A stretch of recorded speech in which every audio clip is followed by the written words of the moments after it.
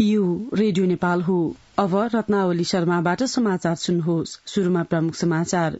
प्रधानमन्त्री पुष्पकमल दाहाल प्रचण्डले आज संसदमा विश्वासको मत लिनुहुने, सबै दलको समर्थनमा विश्वासको मत पाउने प्रधानमन्त्रीको विश्वास। प्रधानमन्त्री प्रचण्डलाई विश्वासको मत दिने र सरकारमा सहभागी हुने नेपाली कांग्रेसको निर्णय। प्रमुख प्रतिपक्षी नेकपा एमाले सरकारलाई विश्वासको मत नदिने। नवनिर्वाचित उपराष्ट्रपति रामसहाय प्रसाद यादवले आज पद तथा गोपनीयताको शपथ लिनुहुने। बेपत्ता पारिएका व्यक्तिको छानबिन, सत्य निरूपण तथा मेलमिलाप आयोग तेस्रो संशोधन विधेयक 2079 प्रतिनिधि सभामा पेश र उत्तर कोरियाद्वारा पुनः छोटो दूरीको क्षेप्यास्त्र प्रक्षेपण।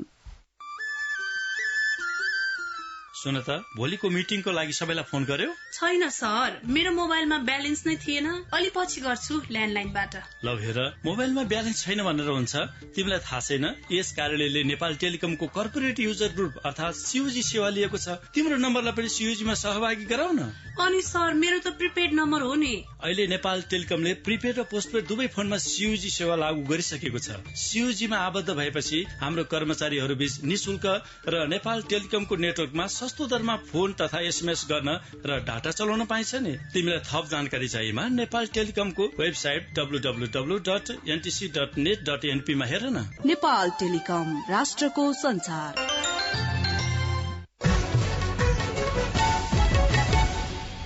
अब समाचार विस्तारमा। प्रधानमन्त्री पुष्पकमल दाहाल प्रचण्डले आज विश्वासको मत लिनुहुने भएको छ। प्रतिनिधि सभाको हिजोको बैठकमा सभामुख देवराज घिमिरेले प्रधानमन्त्री पुष्पकमल दाहाल प्रचण्डले आज दिउँसो 1 बजे बस्ने बैठकमा विश्वासको मत लिने कार्यक्रम रहेको जानकारी गराउनुभयो। सत्ता गठबन्धन परिवर्तन भएसँगै प्रधानमन्त्री प्रचण्डले दोस्रो पटक विश्वासको मत लिन लाग्नु भएको हो। नेकपा माओवादीका अध्यक्ष पुष्पकमल दाहाल प्रचण्ड प्रधानमन्त्रीमा नियुक्त हुनु भएपछि गत पुस 26 गते पहिलो पटक संसदबाट विश्वासको मत लिनु भएको थियो।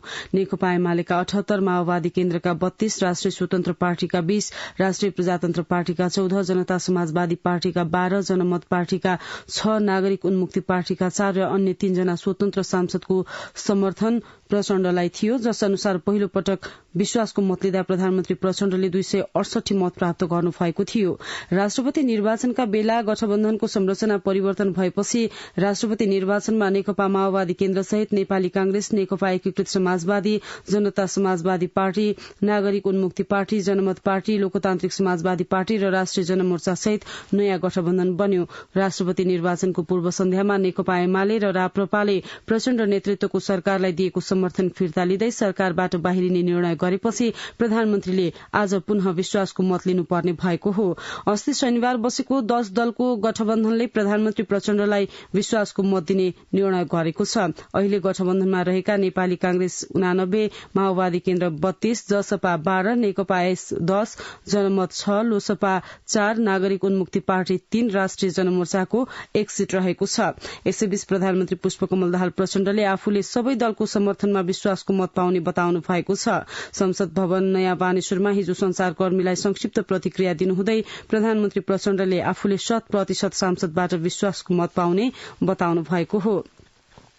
संसदको सबैभन्दा ठूलो दल नेपाली कांग्रेसले प्रधानमन्त्री पुष्पकमल दाहाल प्रचण्डलाई विश्वासको मत दिने निर्णय गरेको छ। हिजो बसेको कांग्रेस कार्य सम्पादन समिति र संसदीय दलको बैठकले प्रधानमन्त्री प्रचण्डलाई विश्वासको मत दिएर सरकारमा सहभागी हुने निर्णय गरेको प्रवक्ता डाक्टर प्रकाश शरण महतले जानकारी दिनुभयो। नेपाली कांग्रेसले उपराष्ट्रपतिमा निर्वाचित हुनु भएकोमा रामसहाय प्रसाद यादवलाई बधाई ज्ञापन गरेको छ भने आईसीसी एक दिवसीय क्रिकेट विश्वकपको छनौटमा नेपालले स्थान बनाएकोमा खुशी व्यक्त गरेको छ। यसैगरी राष्ट्रिय स्वतन्त्र पार्टीले प्रधानमन्त्री प्रचण्डलाई विश्वासको मत दिने निर्णय गरेको छ। राष्ट्रिय स्वतन्त्र पार्टीको हिजो बसेको संसदीय दलको बैठकले प्रधानमन्त्रीलाई विश्वासको मत दिने निर्णय गरेको पार्टीका सचेतक सन्तोष परियारले जानकारी दिनुभयो। नेकपा एकीकृत समाजवादीले पनि प्रधानमन्त्री को विश्वासको मतको पक्षमा मतदान गर्ने जनाएको छ। लोकतान्त्रिक समाजवादी पार्टी लोसपा नेपालले पनि प्रधानमन्त्री प्रचण्डलाई विश्वासको मत दिने निर्णय गरेको छ। लोसपाको हिजो बसेको संसदीय दलको बैठकले प्रधानमन्त्री प्रचण्डलाई विश्वासको मत दिने र सरकारमा पनि सहभागी हुने निर्णय गरेको लोसपा वरिष्ठ नेता राजेन्द्र महतोले जानकारी दिनुभयो। प्रमुख प्रतिपक्षी दल नेकपा एमाले भने प्रधानमन्त्रीलाई विश्वासको मत नदिने भएको छ। हिजो संसद भवनमा पत्रकारहरूसँग कुरा गर्नुहुँदै नेकपा एमाले संसदीय दलका उपनेता सुभाष चन्द्र नेमाङले आफूहरू प्रतिपक्षमा रहेकाले प्रधानमन्त्रीलाई विश्वासको मत नदिने बताउनुभयो। नवनिर्वाचित उपराष्ट्रपति रामसहाय प्रसाद यादवले आज पद तथा गोपनीयताको शपथ लिनुहुने भएको छ। राष्ट्रपति कार्यालय शीतल निवासमा आज बिहान 10 बजे आयोजना हुने विशेष समारोहमा उपराष्ट्रपति यादवलाई राष्ट्रपति रामचन्द्र पौडेलले शपथ गराउनुहुने कार्यक्रम रहेको राष्ट्रपति कार्यालयले जनाएको छ। यसअघि राष्ट्रपति रामचन्द्र पौडेल समक्ष निर्वाचन आयोगले उपराष्ट्रपति निर्वाचनको मत परिणाम सहितको प्रतिवेदन पेश गरेको छ। यही चैत 3 गते सम्पन्न उपराष्ट्रपति निर्वाचनमा यादव 30,328 मतभार सहित निर्वाचित हुनु भएको थियो। हिजो राष्ट्रपति भवन शीतल निवासमा प्रमुख निर्वाचन आयुक्त दिनेश कुमार थपलियाले प्रतिवेदन बुझाउनु भएको हो। त्यस अवसरमा राष्ट्रपति पौडेलले राष्ट्रपति उपराष्ट्रपति संघ प्रदेश र स्थानीय तह निर्वाचन स्वच्छ निष्पक्ष स्वतन्त्र र शान्तिपूर्ण रूपमा कुशलतापूर्वक सम्पन्न गरेकोमा आयोगलाई धन्यवाद दिनुभयो। राष्ट्रपति पौडेलले निर्वाचन लोकतन्त्रको सुन्दर पक्ष भएकाले निर्वाचन सफलतापूर्वक सम्पन्न हुनुले लोकतन्त्र परिपक्व हुँदै गएको उल्लेख गर्नुभयो। प्रतिनिधि सभा बैठकमा बेपत्ता पारिएका व्यक्तिको छानबिन सत्य निरूपण तथा मेलमिलाप आयोग तेस्रो संशोधन विधेयक 2079 पेश गरिएको छ। प्रतिनिधि सभाको हिजोको बैठकमा प्रधानमन्त्री पुष्पकमल दाहाल प्रचण्डका तर्फबाट संचार तथा सूचना प्रविधि मन्त्री रेखा शर्माले संवैधानिक परिषद काम कर्तव्य अधिकार र कार्यविधि सम्बन्धी पहिलो संशोधन विधेयक 2079 र बेपत्ता पारिएका व्यक्तिको छानबिन सत्य निरूपण तथा मेलमिलाप आयोग तेस्रो संशोधन विधेयक 2079 पेश गर्नुभयो। संवैधानिक परिषद काम कर्तव्य अधिकार र कार्यविधि सम्बन्धी पहिलो संशोधन विधेयक 79 र बेपत्ता पारिएका व्यक्तिको छानबिन सत्य निरूपण तथा मेलमिलाप आयोग तेस्रो संशोधन विधेयक 2079 लाई प्रस्तुत गर्न अनुमति माग्ने प्रस्तावमाथि प्रेम सुवाल र ज्ञान बहादुर शाहीले राख्नु भएको विरोधको सूचनालाई बैठकको बहुमतले अस्वीकृत गर्यो। यस्तै प्रतिनिधि सभा नियमावली मस्यौदा समितिका सभापति चित्रबहादुर केसीका तर्फबाट समिति सदस्य रमेश लेखकले प्रस्ताव गर्नुभएको प्रतिनिधि सभा नियमावली मस्यौदा समितिको प्रतिवेदन 2079 माथि विचार गरियोस् भन्ने प्रस्ताव बैठकले सर्वसम्मतिले स्वीकृत गरेको छ। बैठकले राष्ट्रिय सभाबाट सन्देश सहित प्राप्त अनुगमन तथा मूल्याङ्कन विधेयक 2078 माथि विचार गरियोस् भन्ने प्रस्तावलाई बहुमतले स्वीकृत गरेको छ। प्रधानमन्त्री पुष्पकमल दाहाल प्रचण्डले बैंक लघुवित्त र सहकारी संस्थामा देखिएका समस्या प्याकेजमा सम्बोधन गर्न वृहत समीक्षा बैठक बोलाउने बताउनु भएको छ। प्रधानमन्त्री तथा मन्त्री परिषद कार्यालय सिंहदरबारमा हिजो आयोजित राष्ट्रिय सहकारी विकास बोर्डको बैठकलाई सम्बोधन गर्नुहुँदै उहाँले वित्तीय संस्थाहरूको अनुगमन र नियमन आवश्यक रहेको उल्लेख गर्नुभयो। प्रधानमन्त्री प्रचण्डले बैंक तथा वित्तीय संस्थाहरूको समीक्षा गरेर मात्रै व्यवस्थित र वैज्ञानिक नीति तय गर्ने उल्लेख गर्नुभयो। उहाँले सहकारी क्षेत्रमा देखिएका समस्या समाधानका लागि सहकारी बोर्डले नियमित अनुगमन र सहजीकरण गर्नुपर्नेमा जोड़ दिनुभयो। संचार तथा सूचना प्रविधि मन्त्रालयले गठन गरेको आम संचार सुझाव समितिले काम शुरू गरेको छ। समितिको बैठकमा संचार तथा सूचना प्रविधि मन्त्री रेखा शर्माले राजनैतिक परिवर्तन र संविधानको मर्म अनुरूप संचार क्षेत्रमा धेरै कानून निर्माण गर्न बाँकी रहेकाले त्यसका लागि तयारी गर्न समिति गठन गरिएको बताउनुभयो। समितिका संयोजक डाक्टर सुरेश आचार्यले समितिले पाएको जिम्मेवारी पूरा गर्ने प्रतिबद्धता व्यक्त गर्नुभयो।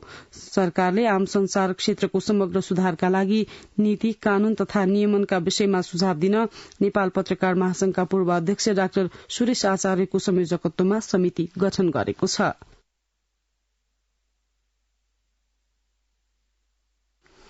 कोशी प्रदेशका मुख्यमन्त्री हिक्मत कुमार कार्कीले प्रदेशको नाम परिवर्तन नहुने बताउनु भएको छ।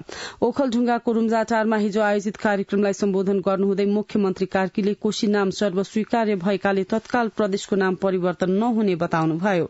लामो समय नामविहीन प्रदेशमा आफू मुख्यमन्त्री भएपछि 90% सांसदको बहुमतले कोशी नाम पारित गरेको बताउनुहुँदै मुख्यमन्त्री कार्कीले तत्काल नाम संशोधनको विषयमा छलफल समेत नहुने उल्लेख गर्नुभयो।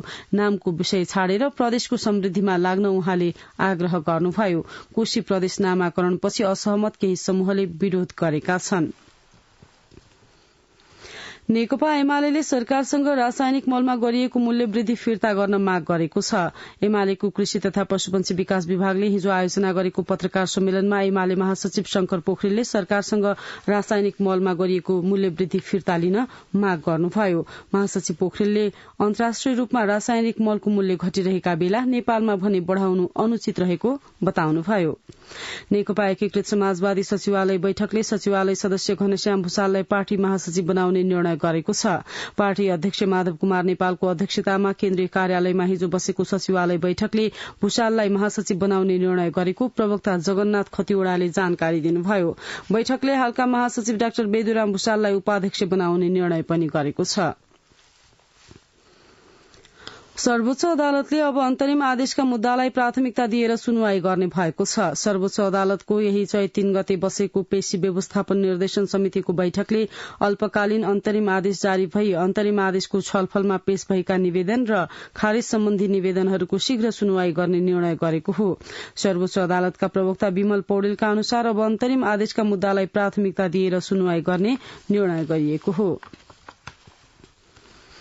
मिलेनियम च्यालेन्ज एकाउन्ट विकास समिति एमसीए नेपालले एमसीसी परियोजना अन्तर्गत हालसम्म 10% काम सकिएको जनाएको छ।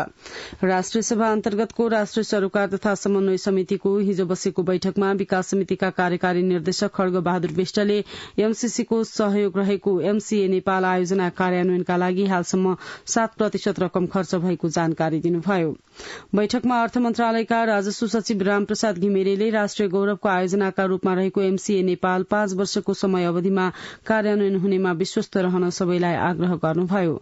बैठकमा सांसदहरू रामचन्द्र राई, डाक्टर विमला राई पौड्याल, राजेन्द्र लक्ष्मी गैरे, कुमार दशौदी, शिखर कुमार सिंह, जयन्ती राई, गोपी अछामी लगायतले राष्ट्रिय गौरवका आयोजनाका रूपमा रहेको एमसीए नेपाल समयभित्रै कार्यान्वयन गरिनुपर्नेमा जोड़ दिनुभयो। संघीय संसदबाट पारित भई कार्यान्वयन भइरहेको यो आयोजनामा अमेरिकी सरकारको 63 करोड़ र नेपाल सरकारको 13 करोड़ अमेरिकी डलर लगानी रहेको छ। एमसीए नेपाल 5 वर्षभित्र कार्यान्वयन नभए सम्पूर्ण खर्च नेपाल सरकारले गर्नुपर्ने प्रावधान रहेको छ। त्रिभुवन विश्वविद्यालय नेपाल संस्कृत विश्वविद्यालय अन्तर्गतका विभिन्न आंगिक तथा सम्बन्धन प्राप्त क्याम्पसहरूमा हिजो स्वतन्त्र विद्यार्थी युनियन सोबियुको निर्वाचन भएको छ। सोबियु निर्वाचनका लागि हिजो बिहान 8 देखि अपराह्न 4 बजेसम्म मतदानको समय निर्धारण गरिएको थियो। निर्वाचन भएका विभिन्न क्याम्पसमा नेपाल विद्यार्थी संघ, अनेरा सोबियु र अनेरा सोबियु क्रान्तिकारीको मिश्रित जितको नतिजा आएको छ। काठमाडौँ उपत्यकाभित्रका 7वटा क्याम्पसमा भने हिजो निर्वाचन हुन सकेन। काठमाडौँ उपत्यका बाहिरका केही क्याम्पसमा विवाद हुँदा सोबियु निर्वाचन स्थगित भएको छ भने केही क्याम्पसमा सोबियु निर्विरोध चयन गरिएको छ। निर्वाचन स्थगित भएका क्याम्पसमा यथाशीघ्र चुनावी प्रक्रिया अगाडि बढ़ाउने त्रिभुवन विश्वविद्यालय निर्वाचन समितिले जनाएको छ। नेपालमा उत्पन्न पानीको संकट र त्यसलाई न्यूनीकरण गर्ने उपायको खोजी गरी कार्यान्वयन गर्ने उद्देश्यका साथ विश्व पानी दिवसका अवसरमा वर्षातको पानी संकलन, पानी सुरक्षण र जलवायु परिवर्तनको असरको सम्बोधन विषयक 2 दिवसीय राष्ट्रिय सम्मेलन हिजो काठमाडौँमा शुरू भएको छ। वर्षातको पानी संकलन गरी दिगो विकासको लक्ष्य प्राप्तिमा सहयोग पुर्याउने, जलवायु परिवर्तनको असर न्यूनीकरण तथा जल उत्पन्न प्रकोपलाई क्रमशः कम गर्दै आम जनतामा पानीको महत्वका बारेमा चेतना जगाउने लक्ष्यका साथ सम्मेलनको आयोजना गरिएको सम्मेलन आयोजक समितिका अध्यक्ष रामदीप शाहले जानकारी दिनुभयो। सम्मेलनमा खानेपानी मन्त्रालयका सचिव मणिराम गेलालले मेलम्चीको बाढ़ीका कारण आयोजनामा समस्या आएको तथा लार्के र याङ्ग्रीको पानी थप गर्ने विषयमा दात्री निकायले पनि भौगर्भिक जोखिमका बारेमा तत्काल कुनै निर्णय लिन नसकेको जानकारी दिनुभयो। पछिल्लो समय पर्वतमा तरकारी तथा खाद्य बालीमा विषादीको प्रयोग बढ़न थालेको छ। विषादीको असरबारे उपभोक्ता सचेत नहुँदा अर्ग्यानिक तरकारी उत्पादन र बिक्रीमा समस्या आएको किसानको भनाइ छ। पर्वतबाट रोशन तिवारीको रिपोर्ट। विषादी औषधि होइन विष हो भन्ने कुरा बुझाउन र अर्ग्यानिक खेती विस्तार गर्न कृषि ज्ञान केन्द्र लगायत कार्यालयले किसानलाई बुझाउन थालेका छन्। तर किसानले कुरा बुझ्दै गए पनि उपभोक्ता नै विषादीको असरका बारेमा जानकार हुनुपर्ने बताउनुहुन्छ अगुवा कृषक विष्णु प्रसाद भुवाजी। अर्ग्यानिक बनाउँदाखेरि चाहिँ लगानी बढी लाग्छ अनि मूल्य चाहिँ बराबर हुँदा र अझै विषादी प्रयोग गरेको चाहिँ चम्किलो देखिन्छ, किराले डसेको पनि हुँदैन अनि यही राम्रो हो भन्ने चाहिँ उपभोक्तामा पर्छ। अर्ग्यानिकमा अलिअलि किरा लागेको हुन्छ, अर्ग्यानिक उत्पादनको लागि उपभोक्तै सचेत हुनु पर्यो, मौसम अनुसारको खाइदिनु पर्यो। कुस्मा नगरपालिका 7 की अम्बिका पौडेलले विषादी प्रयोग नगरिकनै जैविक विधिबाट तरकारी खेती गर्नुहुन्छ। तर उपभोक्ताहरूले भने आफूले उत्पादन गरेको तरकारी खान हिचकिचाउँछन्। त्यसैले उहाँले उपभोक्ता सचेत हुनुपर्ने सुझाव दिनुहुन्छ। उहाँहरूलाई विषादीको बारेमा सायद ज्ञान नभएर होला, चेतनाको कमीले हो कि हामीलाई विषादी नहालेको यस्तो उस्तो भन्दा पनि हामीलाई सस्तो चाहियो, हामीलाई त सस्तो तरकारी चाहियो भन्ने ग्राहक चाहिँ हुनुहुन्छ। धेरै वेस्टेज जान्छ हाम्रो तरकारी। हालै गरिएको एक अध्ययनले 574 टन विषादी देशभरका बालीमा प्रयोग भएको उल्लेख छ। हरेकको भान्सामा तरकारीसँगै विष भित्री रहेको यो तथ्यले देखाउँछ। विषादीको असर रोक्न र जैविक विधिको प्रयोग बढाउन कृषि ज्ञान केन्द्र पर्वतले जोड दिन थालेको छ। कार्यालय प्रमुख मनिता थापा। आइपीएम कृषक पाठशाला भन्छ। आइपीएम भनेको इन्टिग्रेटेड पेस्ट म्यानेजमेन्ट इंग्लिशमा, नेपालीमा एकीकृत शत्रुजीव व्यवस्थापन भन्ने हुन्छ। बिना विषादी अन्य तरिका जस्तो यान्त्रिक तरिका, विभिन्न पासहरू थाप्ने, भौतिक तरिका, हातले टिप्ने अथवा चाहिँ कलेक्सन गर्ने, त्यसपछि जैविक तरिकाहरू प्रयोग गरेर चाहिँ व्यवस्थापन गर्न सकिन्छ भन्ने कुराहरू सिकाइन्छ। नेपालमा 10औं पञ्चवर्षीय योजना 2059-60 र 2063-64 मा पहिलो पटक जैविक खेतीलाई प्राथमिकता दिनुपर्छ भन्ने अवधारणा अघि सारिएको थियो। 2061 सालमा तर्जुमा गरिएको राष्ट्रिय कृषि नीतिमा निर्यातजन्य उद्योगको रूपमा अर्ग्यानिक खेतीलाई बढ़ावा दिनुपर्ने भनी उल्लेख गरिएको थियो। तर कार्यान्वयन भने हितलो देखिन्छ। रुसन तिवारी, रेडियो नेपाल, पर्वत। ताप्लेजुङमा रेड पाण्डा रातो हाब्रे अध्ययन तथा अनुसन्धान केन्द्र निर्माण सम्पन्न गरिएको छ। फुङलिङ नगरपालिका 9 हाङदेवा स्थित देउराली सामुदायिक वनमा दुर्लभ वन्यजन्तु रेड पाण्डा बारे अध्ययन तथा अनुसन्धानका लागि केन्द्र निर्माण गरिएको हो। जैविक विविधताको संरक्षण, वातावरण मैत्री सेवाको प्रवर्धन, सदुपयोग सहित पर्यटन प्रवर्धन गरी उपभोक्ता समूहको आय आर्जनमा वृद्धि गर्ने उद्देश्यले केन्द्र निर्माण गरिएको देउराली सामुदायिक वन उपभोक्ता समितिका अध्यक्ष निमा क्रिक्या शेर्पाले जानकारी दिनुभयो। समाचार रेडियो नेपालबाट सुनिरहनु भएको छ। अब केही अन्तर्राष्ट्रिय समाचार। उत्तर कोरियाले फेरि पनि छोटो दूरीको क्षेप्यास्त्र प्रक्षेपण गरेको छ। एक साताको अवधिमा प्योङयाङले गरेको यो चौथो क्षेप्यास्त्र प्रक्षेपण हो। दक्षिण कोरिया र संयुक्त राज्य अमेरिकाले 5 वर्ष यता गरेका सबैभन्दा ठूलो संयुक्त सैन्य अभ्यासको विरोधमा प्योङयाङले शक्तिशाली क्षेप्यास्त्र प्रक्षेपण गरिएको समाचार छ। अमेरिका र दक्षिण कोरियाले गरेको संयुक्त सैन्य अभ्यासलाई उत्तर कोरियाले आफूमाथि हुने आक्रमणको पूर्वाभ्यासका रूपमा लिएको जनाएको छ। पछिल्लो समयमा वाशिंटन र सोलले उत्तरबाट बढ़दो सैन्य र आणविक जोखिमलाई दृष्टिगत गरी पारस्परिक सहयोगलाई घनीभूत बनाउँदै आएका छन्। उत्तर कोरियाले पनि नियमित रूपमा प्रतिबन्धित हतियार परीक्षणको श्रृंखलालाई जारी राखेको छ। दक्षिण कोरियाली सेनाका अनुसार हिजो प्रक्षेपण गरेको क्षेप्यास्त्र 800 किलोमिटर परसम्म उडेको थियो। सोलले हिजोको प्रक्षेपणलाई गम्भीर उत्तेजना तथा राष्ट्रसंघीय प्रतिबन्धहरूको उल्लंघन भनेको छ। बांग्लादेशको दक्षिणी जिल्ला शिवचरमा हिजो भएको सड़क दुर्घटनामा परि 17 जनाको मृत्यु भएको छ। दुर्घटनामा 25 जना भन्दा बढ़ी घाइते भएका छन्। तीव्र गतिमा गुडिरहेको बस द्रुत मार्गको रेलिङमा ठोकिएर खाडलमा खसेको थियो। अब आर्थिक समाचार। नेपाली बजारमा आइतबार सुन अहिलेसम्मकै सबैभन्दा महँगो मूल्यमा कारोबार भएको छ। आइतबार छाप भएको सुन 1,10,000 रुपियाँमा किनबेच भएको छ। अघिल्लो दिन प्रतितोला 1,07,100 मा कारोबार भएको सुनको मूल्य आइतबार प्रतितोला 2,900 रुपियाँले वृद्धि भएर कारोबार भएको हो। त्यस्तै यस दिन चाँदीको मूल्य अघिल्लो कारोबार मूल्यको तुलनामा प्रतितोला 35 रुपियाँले वृद्धि भई 1,345 रुपियाँमा कारोबार भएको छ। यसअघि गत माघमा सुन प्रतितोला 1,07,500 मा कारोबार भएको थियो। अन्तर्राष्ट्रिय बजारमा हाल सुन 1,988.11 डलरमा कारोबार भइरहेको छ। मनाङ जिल्लामा 135 मेगावाट क्षमताको मनाङ मर्स्याङ्दी जलविद्युत आयोजनाको निर्माणले तीव्रता पाएको छ। आगामी 4 वर्षमा निर्माण सम्पन्न गर्ने गरी एक नेपाली र 3 चिनिया कम्पनीको साझेदारीमा जलविद्युत आयोजना निर्माण शुरू भएको बुटवल पावर कम्पनीका कोअर्डिनेटर प्रतीक महर्जनले जानकारी दिनुभयो। आयोजनामा नेपाली साझेदार बुटवल पावर कम्पनीको 20% र 3 चिनिया कम्पनीको संयुक्त रूपमा 80% लगानी रहेको छ। कुल 33 अर्ब 38 करोड़ मध्ये 20% सो पुँजी र 80% ऋण लगानी रहने महर्जनले जानकारी दिनुभयो। साताको पहिलो दिन आइतबार नेपाली शेयर बजारको परिसूचक नेप्से 6.90 अंकले घटेर 1,926.40 बिन्दुमा कायम भएको छ। यस दिन विभिन्न 259 कम्पनीका 31,63,389 किता शेयरहरू 1 अर्ब 6 करोड़ 98 लाख 4 हजार रुपियाँमा किनबेच भएका छन्। यस दिनको कारोबारमा होटल तथा पर्यटन, जलविद्युत, लगानी, निर्जीवन बीमा र व्यापार समूहका उपसूचकहरू बढेका छन् भने अरू सबै समूहका उपसूचकहरू घटेका छन्। आगामी आर्थिक वर्ष 2080-81 को आर्थिक ऐनमा समेटिने राजस्व तथा भन्सार नीतिसँग सम्बन्धित विषयमा उद्योग संगठन मोरङले सरकारलाई सुझाव दिएको छ।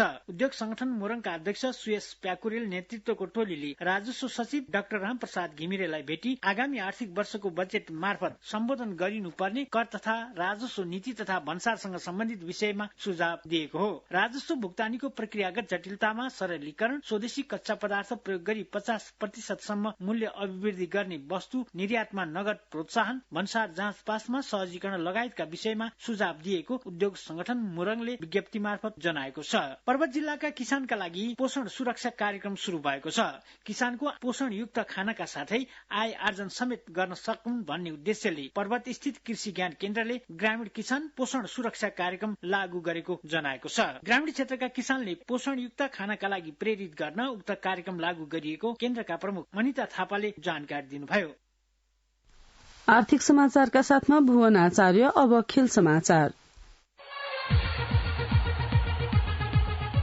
शहीद स्मारक ए डिभिजन लीगको 5औं चरणसम्मको खेलहरू सकिएको छ। अब चैत 20 गतेबाट 6औं चरणका खेलहरू शुरू हुनेछन्। 5औं चरणसम्मको खेल सकिँदा 35 खेलहरू सकिएको छ। साधो बाटो युथ क्लबले शीर्ष स्थान कब्जा गरेको छ।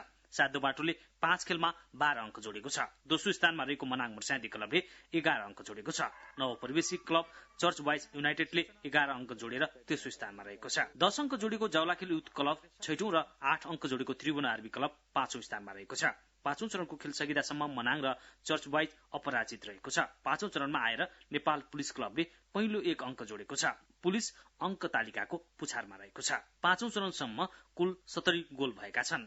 विपक्षी टोली विरुद्ध मनाङ, आर्मी, जावलाखेल र एनआरटीले सर्वाधिक 7 गोल गरेका छन्। सर्वाधिक गोल खाने टोली एनआरटी रहेको छ। एनआरटीले 11 गोल बेहोरेको छ। 5औं चरणसम्म सर्वाधिक गोलकर्ता साधो बाटोका दीपक सिंह ठकुरी रहेका छन्। उनले 5 खेलमा 4 गोल गरेका छन्। त्यस्तै 3 स्टारका अजय माटी र मनाङका सिद्धित जामोल दामचोङजोलले समान 3 गोल गर्दै शीर्ष 3 मा छन्। भोजपुर नगरपालिकाको मुख्य प्रायोजन तथा भोजपुर जिल्ला फुटबल संघको आयोजनामा 6औं अन्तर्राष्ट्रिय आमन्त्रण mayor Bhojpur gold cup football प्रतियोगिता आयोजना हुने भएको छ।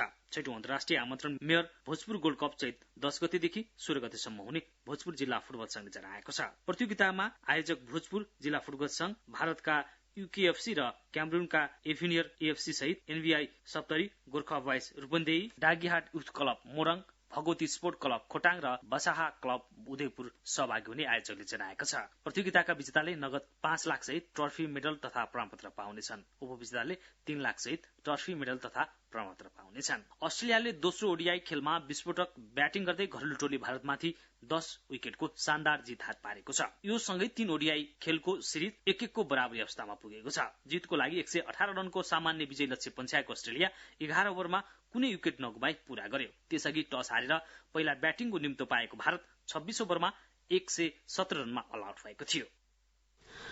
अजय बम खेल समाचारका साथमा अब मौसम। आज देशभर आंशिकदेखि सामान्य बदलिरही बागमती, गण्डकी, लुम्बिनी, कर्णाली र सुदूरपश्चिम प्रदेशका पहाड़ी भागका केही स्थानमा मेघ गर्जन सहित हल्कादेखि मध्यम वर्षा हुने जल तथा मौसम विज्ञान विभागले जनाएको छ। गत 24 घण्टामा काठमाडौँ उपत्यकामा मापन गरिएको अधिकतम तापक्रम 21.8 डिग्री सेल्सियस, न्यूनतम तापक्रम 11.3 डिग्री सेल्सियस, वर्षा 15.7 मिलिमिटर। अहिले बिहानको सापेक्षिक आर्द्रता 97%। आज दिउँसो काठमाडौँ उपत्यकाको अधिकतम तापक्रम 23 देखि 25 डिग्री सेल्सियसका बीच रहने अनुमान छ। काठमाडौँ उपत्यकामा सूर्योदय अघि बिहान 6:08 भयो भने सूर्यास्त भरे साँझ 6:15 हुनेछ। अन्त्यमा यस प्रसारणका प्रमुख समाचार फेरि एकपटक। प्रधानमन्त्री पुष्पकमल दाहाल प्रचण्डले आज संसदमा विश्वासको मत लिनुहुने, सबै दलको समर्थनमा विश्वासको मत पाउने प्रधानमन्त्रीको विश्वास।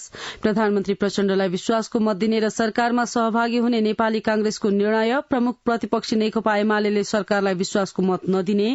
नवनिर्वाचित उपराष्ट्रपति रामसहाय प्रसाद यादवले आज पद तथा गोपनीयताको शपथ लिनुहुने।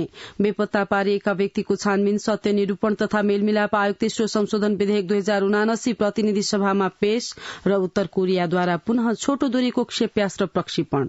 सुन्दै हुनुहुन्थ्यो रेडियो नेपालबाट बिहान 7 बजेको समाचार सकियो। 8 बजे अंग्रेजीमा समाचार सुन्न सक्नुहुनेछ। हवस् त, नमस्कार।